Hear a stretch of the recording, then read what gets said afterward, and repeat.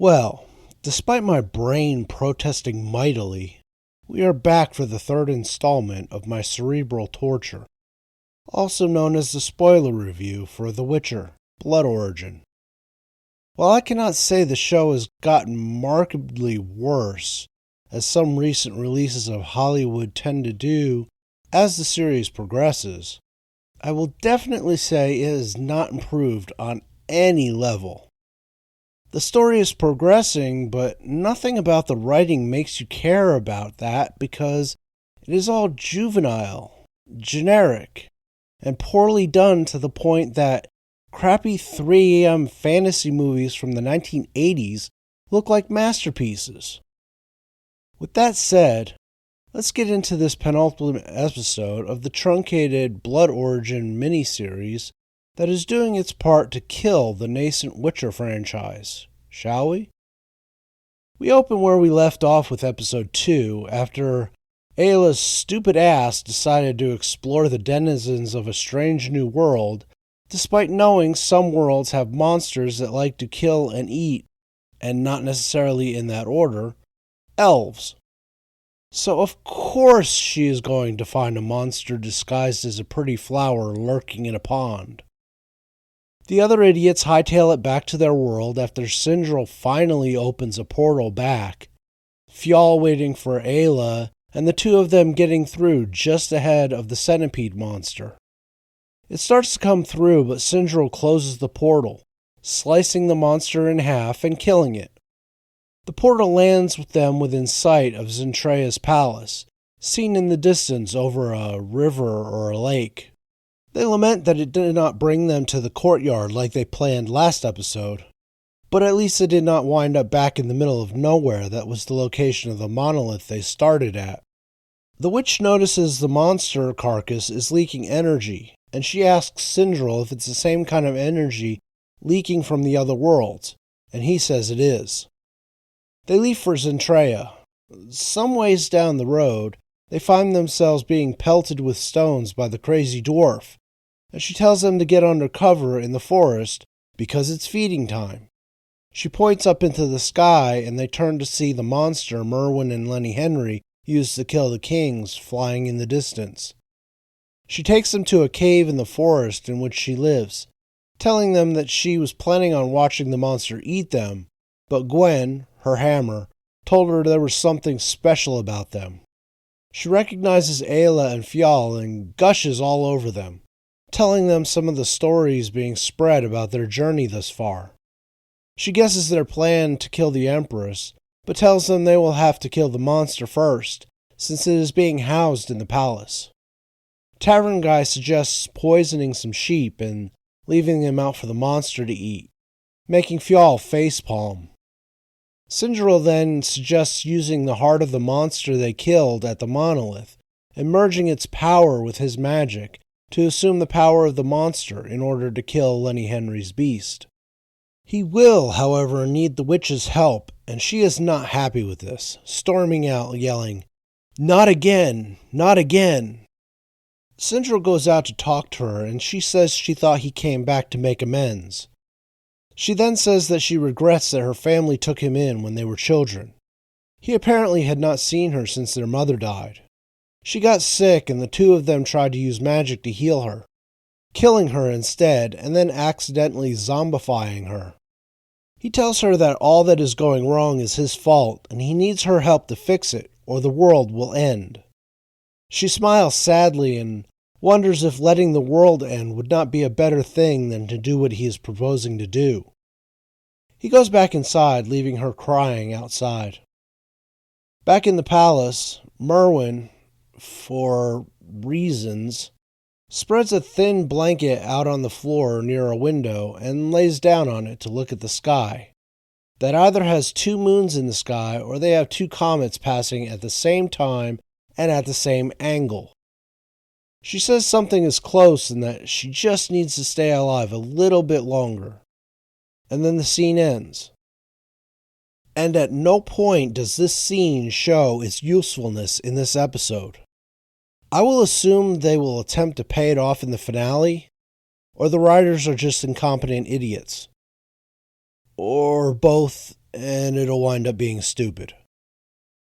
The next day, her guardian mage is searching someone's room. I assume it's Lenny Henry's, and that is later confirmed. He comes across a loose floorboard and finds a golden book wrapped in cloth hidden within. He rewraps it and replaces the floorboards. And yeah, once again, that is it. Back in the cave, Ayla and Fjall go to Sindril and tell him his plan cannot be used on himself, that it has to be a warrior. He has to stick to the plan to destroy the monolith after they slay the beast. The witch comes in and warns them that even if the ritual works, they will likely lose who they are completely. She says that the transformation will be painful and long, warping everything about them. Ayla wants to be the one, quoting the prophecy from the barmaid in the first episode. Fjall says screw her destiny, he will do it. Sindril breaks into the argument to tell them that they will have a while to decide, since the preparation is going to take all night. The witch tells them that they will need certain herbs, and Ayla goes out to find them. Fjall tries to get Sian to change her mind, but she tells him that Ayla does what she will. So he follows Ayla to argue some more. Ayla tells him the prophecy was nonsense when monsters were not real, and now that they are, it has to be her, because she needs to atone. She tells him about what she saw in the witch's mist, and why she did what she did. He tells her that she brings so much joy into the world through her music, that he has seen it with his own eyes. All he brings is death, so it should be he that goes through the transformation. She smiles sadly and tells him that all her songs are sung. And I wanted to vomit. When they get back to the cave with the herbs, the monster heart is awaiting them. Sian asks who will take the elixir, and Ayla says she will. Everyone looks down, glum. Ayla then smiles and boisterously says she will probably die tomorrow, so where's her wake? She can't die soon enough for me, and sadly she probably won't die, and she won't take the riders with her. The dwarf excitedly starts passing out food and drink, amazing them at how much she has and how good it is. Everyone starts getting plastered except for Sian, saying someone needs to stay sober. While they party, Sian asks Fjall about the secret entrance to the palace, and he drunkenly tells her there is no such thing. When she questions how they will get into the palace, he tells her they will improvise. She calls him a fool and storms out of the cave. Outside, she looks at a wanted poster she was carrying around for reasons? Anyway, back in Zentrea, the guardian mage is showing Merwin the book he stole, and she asks him if he can open a portal. He says, with a great lack of confidence, that he thinks he can. At that point, Lenny Henry storms in and throws the mage against the wall with magic. Merwin tries to defend him with a dagger, but Lenny heats the dagger's hilt, making her drop it. He tells her she is next. She grabs the book and hauls ass out of there while Lenny Henry turns back to the mage. He asks the mage whether he wants it quick or interesting, and the mage uses magic to break the hold on him. Lenny smiles and tells him interesting it is, throwing him out to the balcony. He follows him out and picks him up by hand and is about to throw him off the balcony when military guy comes in holding a knife to the throat of deaf body positivity sidekick, with 2 guards and Merwin following. Lenny drops the mage and tells them not to hurt her. Merwin runs to the mage, telling one of the guards to go get the best healer they have. She can't lose him. They shackle Lenny to suppress his magic and take him away. As he walks by the military guy, he tells his former ally that he has been played. Back in the cave, nobody has noticed Sian is missing. Tavern guy asks the dwarf why her hammer has a name. Dwarf tells him that Gwen was the finest dwarf maiden and she was in love with her. But elven soldiers raided their village while she was out hunting. When she came back, Gwen was naked and gutted by Zentrean soldiers. The dwarf went into the mountains and mined some fine ore, taking her lover's ashes and mixing them with the metal. She then made the hammer so they could go hunt down the soldiers responsible for killing Gwen. She then asks how he and the witch came to be together. Tavern Guy tells her that once you fall into the witch's mists and she sees all that you have done, all the evil you have brought into the world, but still somehow finds the good in you, she starts to heal your soul. He looked over and he sees the dwarf asleep, and he cuffs her awake. She smiles and tells him it was a riveting story. They then hear Ayla begin to sing, reaching for certain notes and not finding them. Then Ayla and Fjall are outside drinking and looking up at the comet-lightened sky, and everyone with a brain knows what is going to happen. As a matter of fact, I was pretty sure that it was going to happen right after they met in jail in the first episode. She asks him what he will do if he survives their plan. He says he has no idea, that he has no gifts other than for killing and disgracing himself regularly. She jokes about what would have happened if he had been born under a different star, guessing that Merwin would be his wife and they would have 20 kids. He tells her that what they had was not real, but he wishes he and Ayla had been born under the same star. And of course they kiss, as it begins to thunder and lightning. In the morning, Ayla is wakened by growls, and Fjall is gone. She hurries back to the cave to see he has taken the elixir. He is writhing in pain, and she wants them to stop it, reverse it. But Sindril and the witch insists that he has to keep going. They tell her that if Fjall stops taking the elixirs, he will die anyway. They tie him down to prevent him hurting himself, or them, as he writhes in agony, and then force the next elixir down his throat. Minnie Driver is back with more useless narration, since what she says is happening on the screen. Merwin, now dressed in bad cosplay armor and makeup, is in the Monolith Square with Military Guy and her guardian mage. The mage is trying to open a portal, but failing. Military Guy suggests they need Lenny Henry, that if they cannot get the portal open, then they will not have more food, and if they do not get more food, then they will have more rebellions. Merwin says she cannot trust him, and it was during this conversation that I wondered what the hell they are doing with all of that empty land that these 6 idiots have been traveling through this entire show. There was lots of land in this show, and nobody farming it. So what the hell were all the other people in Zentrea and the other countries doing, that they are on the brink of famine like this? To the point where they're thinking about invading other worlds that they have no idea what they're going to run into.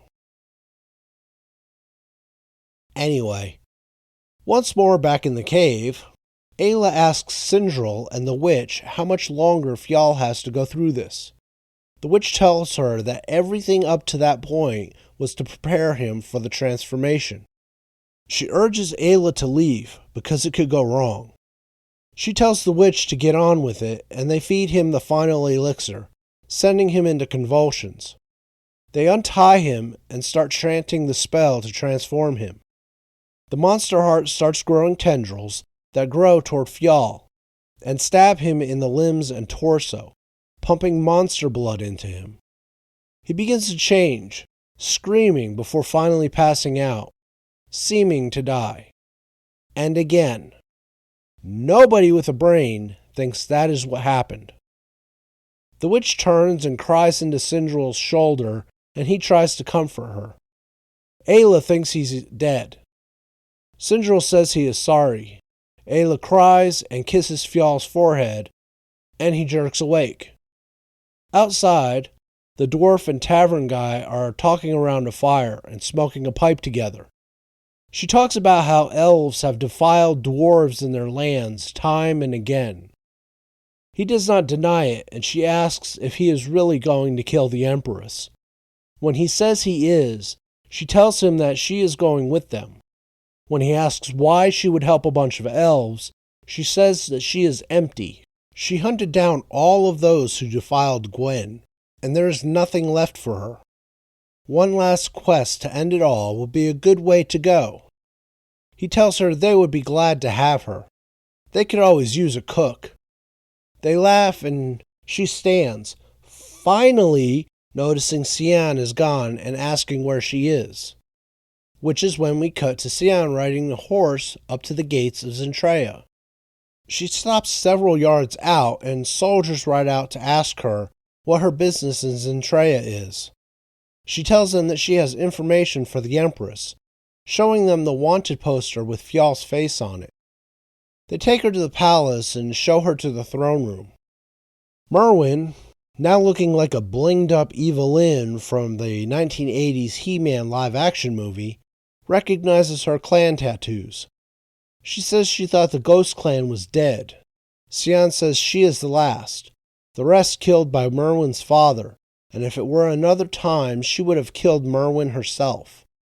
Merwin comes down off the throne, saying if it were another time, she would have tried. Then she asks about Fjall. Cian tells Merwin that she traveled south with Fjall and Ayla, and that she wants a hefty reward for the information. They taunt each other over betrayals of family before Cian tells her she wants 50,000 for Fjall and 20,000 for Ayla, as well as her clan sword, which is hanging on a rack next to the throne. She also wants 50 Golden Empire troops to help bring him in alive, since he is not likely to be interested in coming in on Merwin's terms. The Empress agrees. In the cave, Ayla tries to get through to Fjall, who is apparently experiencing sensory overload as he flinches away from the light against the wall. He looks up and his eyes have changed. He can smell her blood, and he tells her he wants to destroy everything. She tells him the others have gone outside. He apologizes for taking her place in the transformation ritual, and she asks what was he thinking. She says she thought he was gone, and of course they screw again. He tells her he would die for her, and she tells him he already did. In the cell Sindril was in the earlier episode, Lenny Henry finds himself and his sidekick locked away. Sidekick asks him why they sacrificed those children. Why didn't his plan work? What more could she possibly need? He says the blue ball of energy told him true sacrifice comes from within, and that he now knows what she meant. Too late. And I immediately got Infinity Gauntlet vibes from this scene. Later, Merwin is looking through the window of the cell before going in, wanting to talk.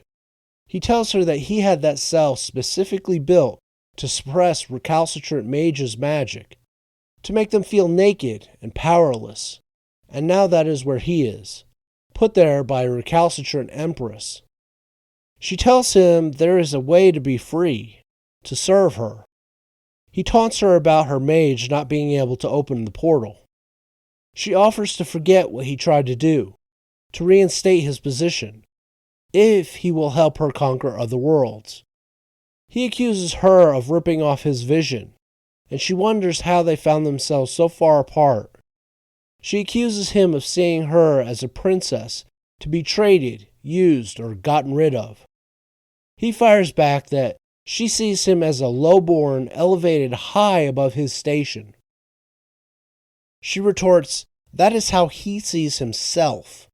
She sees him as a genius, capable of much more than the box her father put him in. And she wants him to give her the same courtesy. She then asks him to help her shape the future of elves, and he agrees, asking for his sidekick to be released too. Merwin agrees, and Sidekick signs to Lenny that he can't trust the bitch.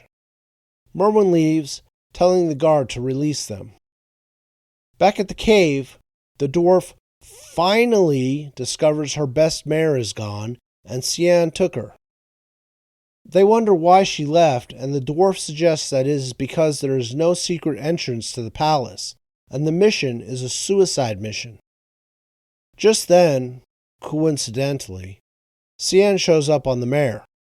She tells them she scouted ahead and found a hunter's trail that will give them cover to Zentrea. Ayla comes out and says that is smart. Cian is surprised that she looks the same and asks if the transformation didn't work. Ayla tells her it worked, just not for her. Fiyal comes out and we get more useless narration from Minnie Driver as she tells us more crap we already know.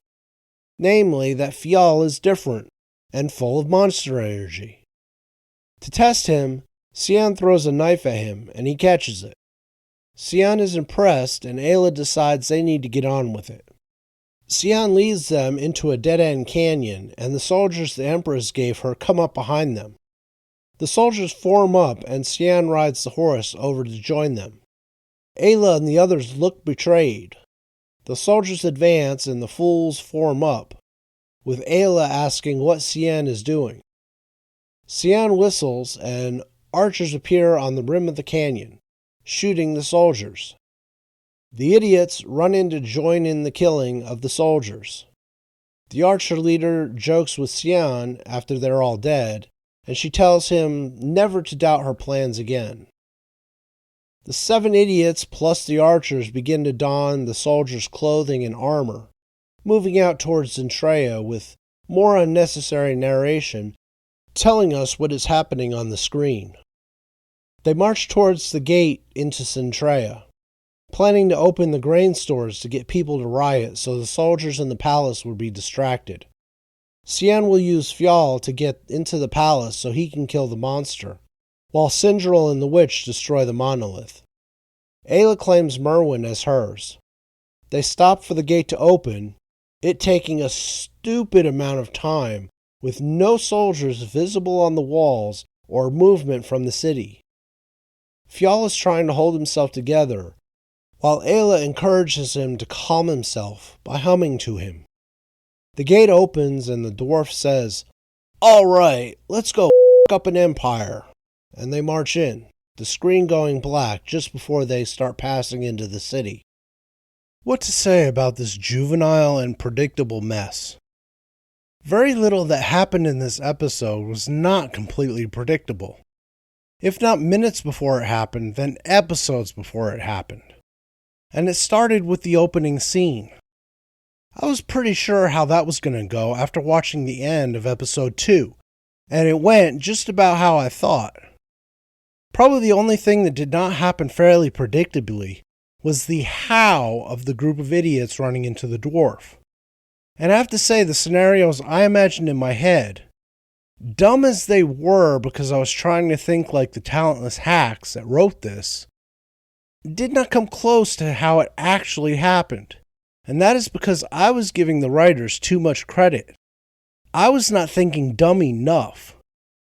And then to have her, a dwarf that went through a tavern full of people last episode before finally catching up to and caving in the skull of the soldier who killed her lover, go completely fangirl all over an elf, a race she supposedly hates, or at least greatly dislikes, and her posse of elves was taking it well into the realm of full retard.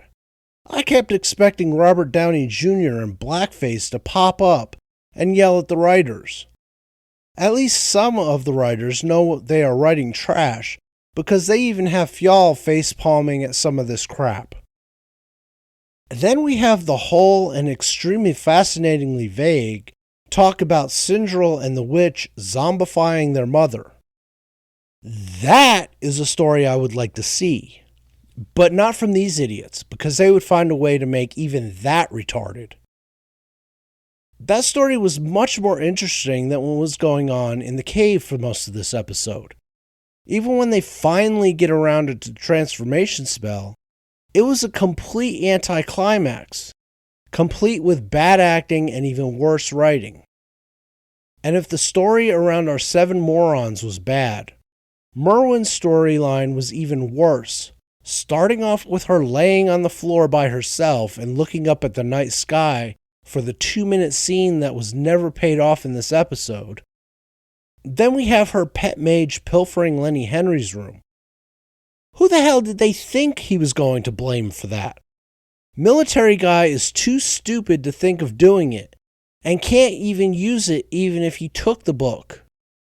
How did they think they were going to survive stealing from Lenny? Because they sure as hell were completely overmatched when he came in all pissed and vengeful. Only military guy being semi-smart and grabbing a hostage he cared about saved the lot of them.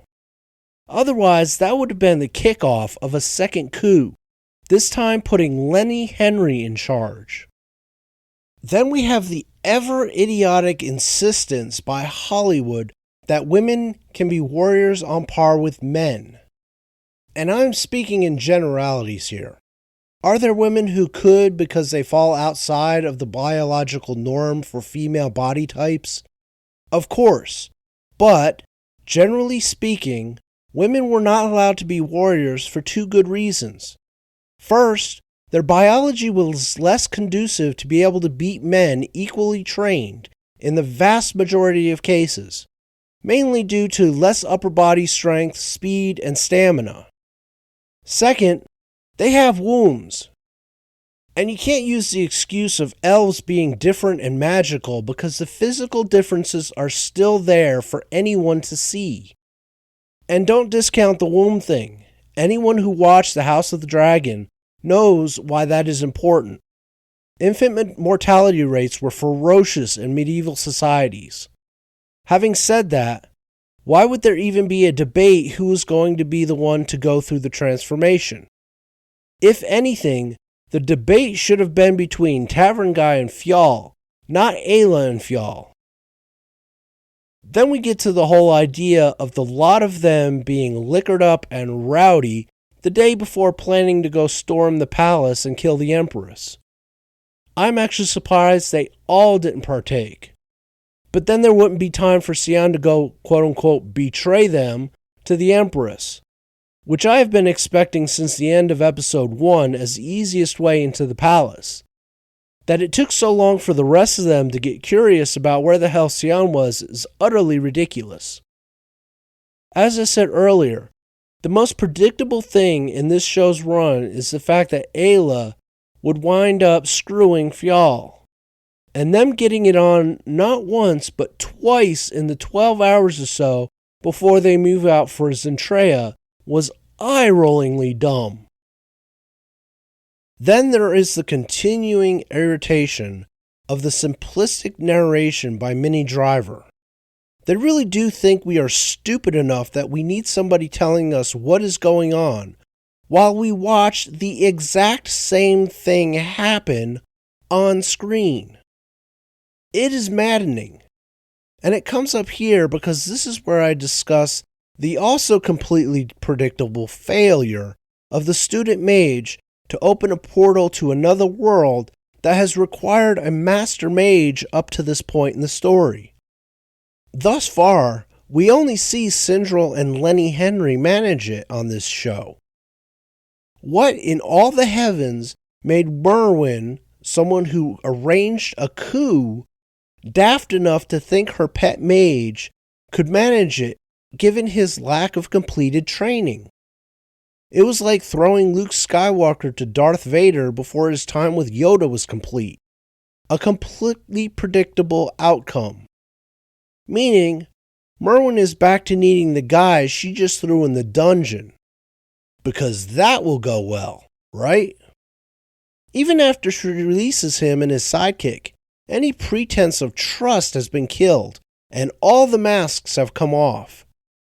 Did she stroke Lenny Henry's ego enough to placate him? Of course not.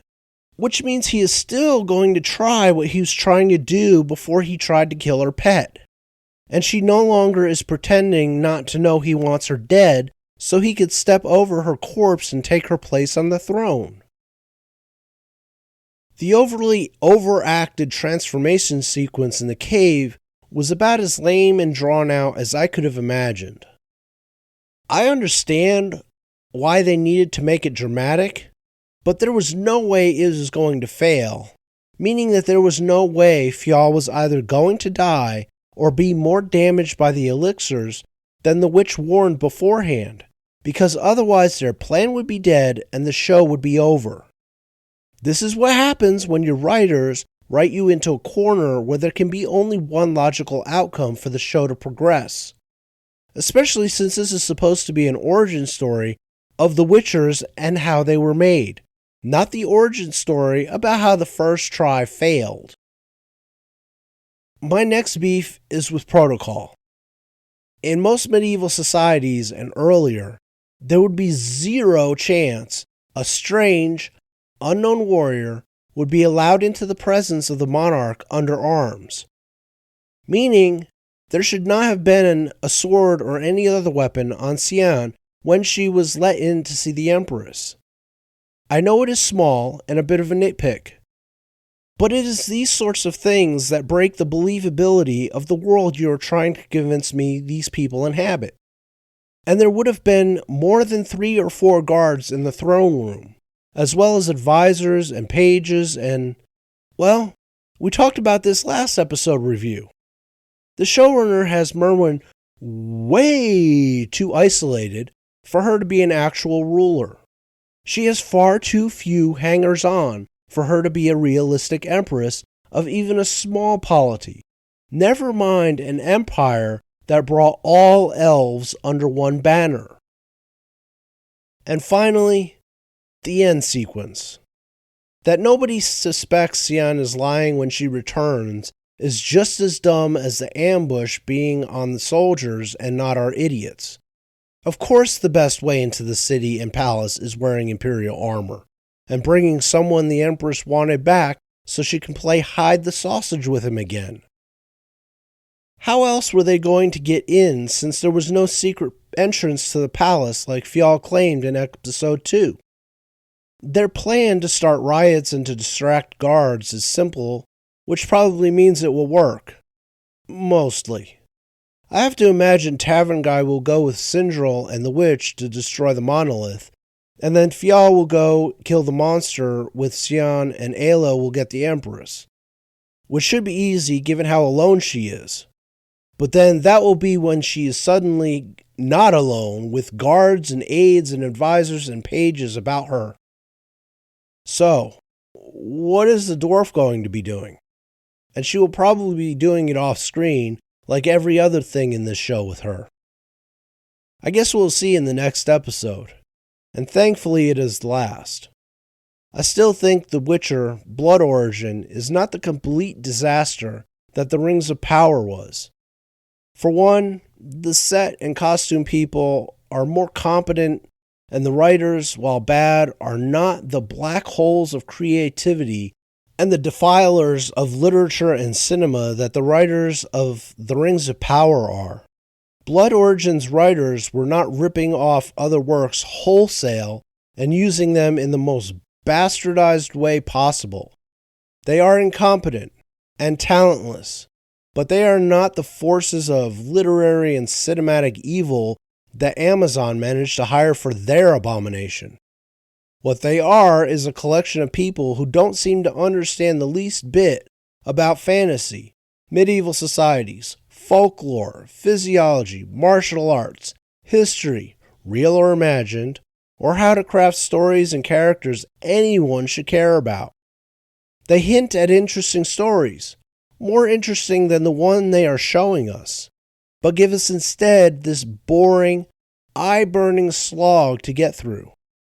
I would much rather have watched a story about Sindril and the witch resurrecting their mother, or the dwarf hunting down the soldiers who killed Gwen, or Tavern Guy's backstory, or Sian's story. Anything other than what we got. The origin of the Witchers should be so much more interesting than this has been, and I doubt the finale will make me rethink that. Well, that is all for this episode 3 review. I want to thank you for hanging around this long. If you like what I do here, please hit the like button, share the video, subscribe to the channel, and leave a comment or constructive criticism below. I appreciate the support, and we'll be back for the second episode spoiler review of The Last of Us on HBO. See you then. Tschüss.